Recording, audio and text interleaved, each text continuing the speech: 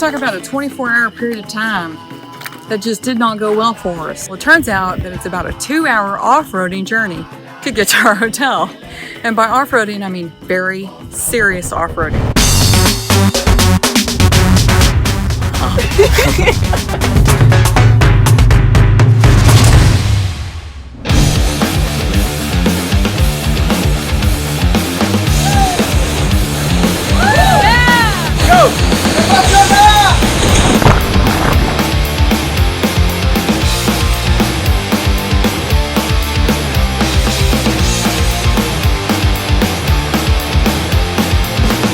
Ready? Yeah. You're doing a great job, Jonah. I'm not doing it again.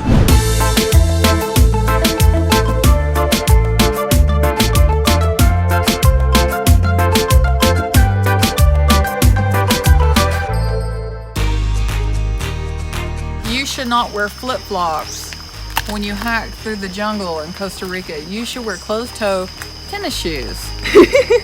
But you should bring your cocktail with you. Upon reaching a dead end, we have returned to the amphibian pond. Disappointing results.